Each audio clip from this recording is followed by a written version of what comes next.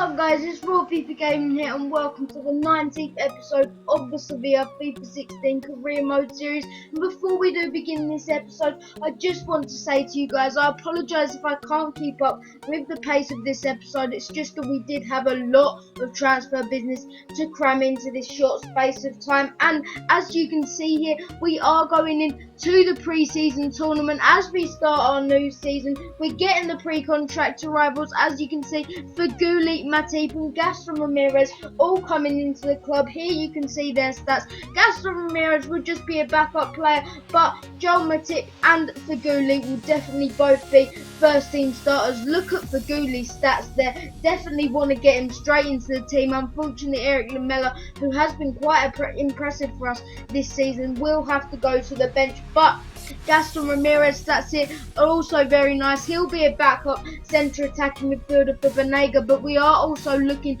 to replace Banega, so we'll see how that pans out in this episode. But as you can see there, they'll be expecting us to take part in the quarterfinals of the Champions League. I do believe that's it, so I think that's very fair considering we won it last year. I do think we can put in another push to maybe win it again. And as you can see, we do have some players returning from loan. And we do have an inquiry back from Danilo from the SG Braga. Last year he was on loan at Valencia, fantastic young CDM, as well as Andre Gomez. We want to get them both into the sides, bulk up the centre midfield, because at the moment with Abura he's not that strong and Kukovjak is very good, but we do want a good young replacement to come in there. And Danilo's offer is accepted by Braga, so that's fantastic news. Danilo will hopefully come in to the club for £15 million. We're also trying to get Pedro Obiang from West Ham United. Hopefully, if we can get him into the side, that will bulk up our midfield anymore. We want to do a swap deal with Crondelli, as he is getting on a little bit now. And another thing we need is probably another striker. We did go in for Lashina Traore, as you see, but now the first game of the season, an Asian Elite Cup in the pre-season tournaments, and we do draw 1-1 with Bayern Munich, which shows how far we've come as a club. Drawing 1-1 with top sides like Bayern Munich definitely proves we are up there with the best now. And as you can see, Mariano will be sold to RC Deportivo. He's been alright for us last year, but we're looking to get a better backup right back in, and hopefully we can get a bit of money to help out the cash. And as you can see, we're going in for Alex Teixeira from Shakhtar Donetsk, 84 rated. They inquired 42 million. We put Banega in the deal. Hopefully we can get him into the side. And as you can see here, Fernando Llorente might be on his way to Man City, but we do make our first signing of the series. As you can see, I was contemplating it for quite a while whether we spend it, because it is a big fee, £15 million on a player so young, but in the end we do decide to go with him, and I don't regret it at all. 78 overall at only 20 years old. Fantastic young player that will definitely carry us for years into the future. And as you can see there, a big shock as PSG do lose to us 1-0. We are showing once again that we are up there with the top sides in the world. And as you can see, Valencia come back to us about Andre Gomez and says it's not enough money, so we put Abura into the deal. He's not the best of centre midfielders. Hopefully we can get Andre Gomez in, who is his younger replacement. And as you can see, they do say no to Iva Banega, but they aren't interested in him, so we put back in 20 million plus Iva Banega for Alex Teixeira, and we'll have to see what Shakhtar Donetsk say for that. And as you can see here, Michy Batshuayi from Newcastle, 47.5 million, but it was so great for us last year. We do not want to let the young Frenchman go. As you can see, West Ham did reject our offer about Crondelli, about Obiang in the swap deal with Crondelli, so we do add a little bit of money in that. In the hunt for a striker, Alain Maximan and Jose Perez are our latest players we are trying to go in for. Hopefully we can get one of them young players into the seat, or maybe both of them. And as you can see here, Antonio Cotan, who had an unbelievable season for us last year, goes up to a 72 rating. Very happy about that, because in my opinion he deserves to be a lot higher rated than that with his performances from last year. But how can we do in this game?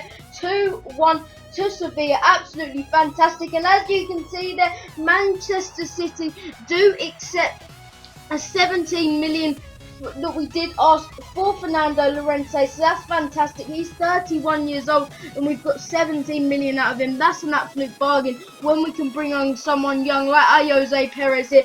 14 million they said, and Alex Teixeira does agree a deal. Sorry, Shakhtar the next agreed a deal to bring Alex Teixeira to the club. We're just offering him a contract now. Hopefully he will say yes and we can get him into the side. And as you can see, we do Genoa do come back to us with the counter offer that we sent about Kolodjak, our backup centre back, and they did say they would match it. So it looks like Kolodjak is on his way to Genoa. But as you can see here, Jose Perez, we're offering him a contract. Hopefully we can get the young Spanish striker into the side. Now Pedro Obiang, once again West Ham say no. Once again, they say they want more money. West Ham being very stubborn in this deal. And as you can see, we do get to the final of the pre-season tournament. Definitely going to get us some crucial extra budget here. As you can see in the training, nothing much happening. But as you can see, Alex Teixeira does sign for Sevilla. He is the second signing in today's episode, and what an absolutely fantastic one as well. A brilliant signing. As you can see, his stats here all dark green, and he can play in 4 different positions in the centre. Just an amazing all-round centre midfielder, and I can't wait to play with him this season. Jerry Mbaku also accepted, but as you can see, unfortunately Kolodjak still has broken down, so he will be staying. He wasn't bad last year, but we would have liked to get the cash in for him. And Andre Gomez, Valencia do accept our bid for him, so we've offered him a contract and we'll see what he's saying. Finally, West Ham accept an offer for Pedro Obiang. We will hopefully get him into the club. Now we're in the final of the Asian Elite Cup, and unfortunately Iron Robin with his 1 goal there does steal it off us from Bayern Munich, getting revenge. But Andre Gomez does sign for the club. He becomes the 3rd signing in this episode, and what a great signing he really is. Andre Gomez comes in as well as Jose Perez. 2 other crucial signings there. Look at Andre Gomez's stats. Can also play left mid and cam, and also very young at 22 years old. Another man 22 years old, Jose Perez. He can play striker and cam and has very impressive stats. As you can see here, Obiang does accept the offer, but we are stalling that at the moment as we do have a few players on store. I couldn't decide, boys, who to get into the club, but eventually, as you can see here, we do get Obiang in. We've been looking for him all summer. I mean, that big transfer saga with West Ham, it had been disappointing to go through that big transfer saga and just not sign him in the end. But as you can see, these are the deals we've made so far. I think we've had a very successful transfer window, actually, getting out some of the old talent, some of the dead wood, and bringing in some new fresh talent like Andre Gomez, like Alex Teixeira and Danilo. And as you can see, we make another good young signing here, Alan St. Maximin, only 68 rated, but has 4-star skills and looks like a great striker for the future. Now let's get into some training. Unfortunately, not much growth here. Kotan coming close to that 73 rating. He's going to be very high rated for us this season if he keeps going the way he is. Unfortunately, coming agonisingly close to 73 there, but Brildon on Bolo gets to an 81 rating. Really looking forward to playing with him this season. But as you can see here, the first game of the episode, the first game in the new season is the Copa Europe final. It's not the most important game in the world, but we were the winners of last year's Champions League. Lazio were the winners of last year's Europa League. Hopefully, once we get into the game, hopefully we can get a win just like we did in the Champions League final. As you can see, we are playing our full strength side, and why not? A fantastic side we're putting out. For Gullit, Konoplyanka, Alex Teixeira and Batshuayi leading the line. Hopefully they can do a lot of damage. Lazio do have a very good team, actually.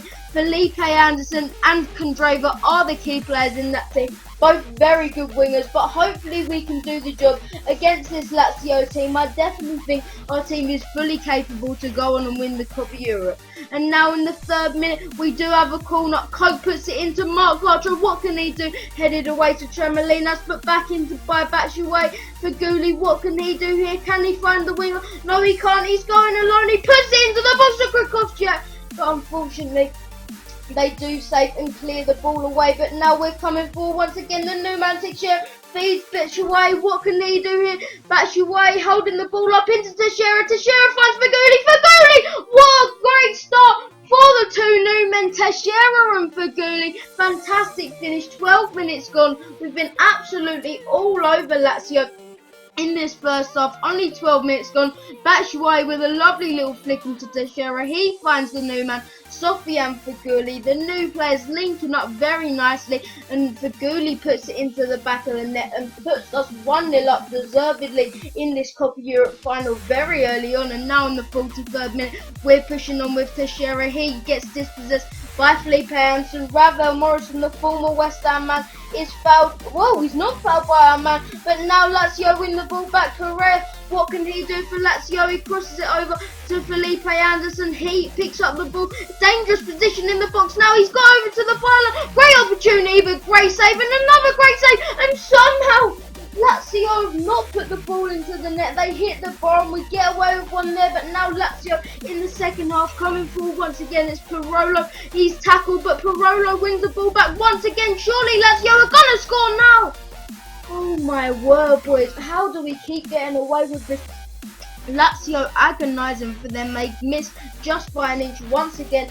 And somehow in this game we are still 1-0 up. As you can see now in the 54th minute, no surprise, Lazio are still on the attack, looking for the equaliser into Antonio Contrava. What a save there from the big man Keylor Navas, with the little man Keylor Navas.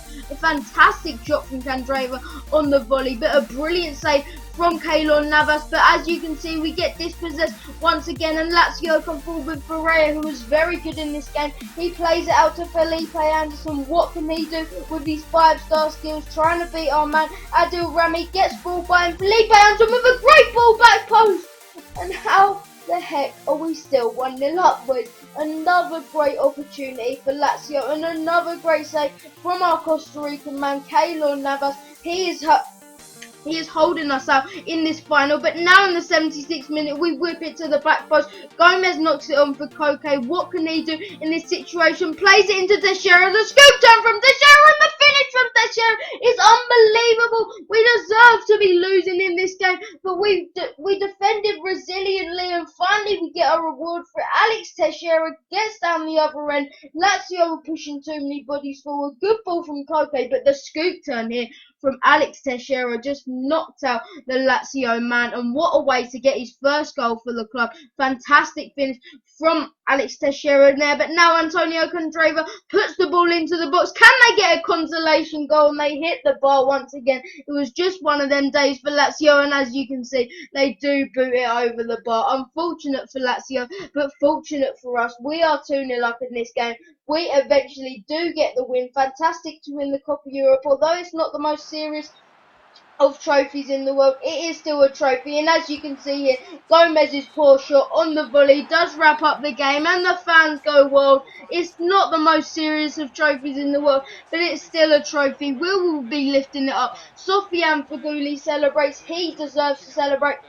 He got a crucial goal in this game, and I must admit, boys, Lazio surely did deserve to get something out of this game, but we are the victors. What a great way to welcome in the new boys. What a great way to welcome in the new season. Let's jump around, boys. Let's celebrate what we have done. A great start, and we wouldn't have got to this final if it weren't for winning the Champions League last year. We've done amazing to win that. We've done amazing to win this now. The man to lift the trophy will be the man that lifted up the Champions Trophy last year. It's that man, Koke. He's been super for us this season. He's the club captain, our superstar right back.